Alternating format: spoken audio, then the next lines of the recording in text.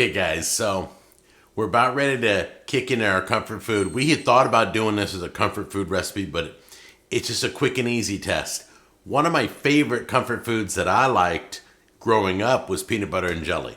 The best way I've ever had peanut butter and jelly is grilled. So now that we're into the air fryer kind of era, we're gonna do a test.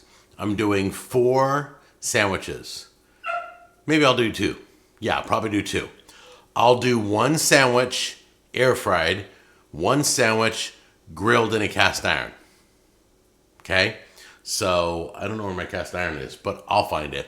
Anyway, literally it's the best way I've ever had peanut butter and jelly. So I'm looking forward to this test. We're going to find out, is it better air fried? Is it better grilled in a cast iron? Or does it just taste the same? All right? So let's start the test. It's real simple, guys. You're going to need, you want some bread, you want some peanut butter, some jelly, and some butter. All right? Let's get these sandwiches made. Got 2 peanut butter and jelly sandwiches. We're going to close them up. And the key is, let me show you what the trick is. The trick is we're going to butter the outside.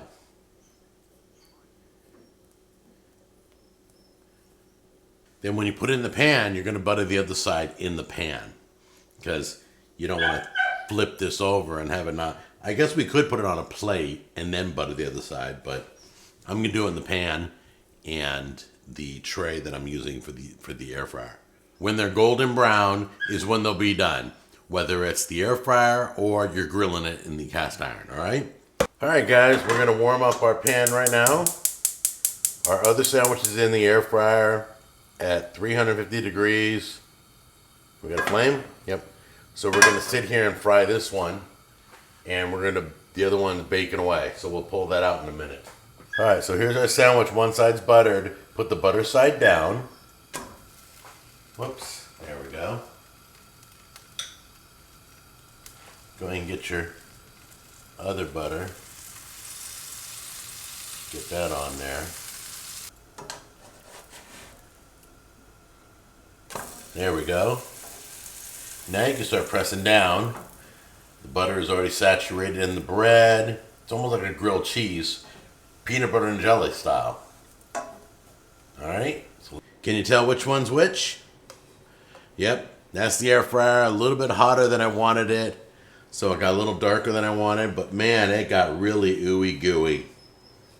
And this one came out beautiful. Grilling is probably my preferred choice. You can see how beautiful it came out. So let's try these out and see which one tastes better. Exact same peanut butter, exact same jelly. We just used 2 different methods. We're gonna find out which one's better for grilling your PB&J. So let's try the grilled one. Here we go.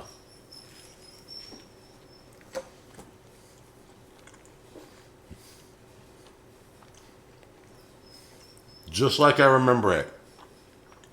So good with the butter, even on the bread. The bread's all darkened, it's nice. Got a little crunch to it. All right, let's see how the, oh, this is gonna be messy. Of course, I like messy, here we go. All right, guys, the air fryer wins. It looks horrible. It's a total mess. It's gooing all over the place, but it tastes better from the air fryer. I don't know how that happened. I expected the grilled PB&J to get better, but the air fryer wins today. Go figure. Everybody's got an air fryer, so everybody can do this. The winner's the air fryer. Go figure. Try it out. Let me know what you think. I love you guys, and I'll see you on the next episode.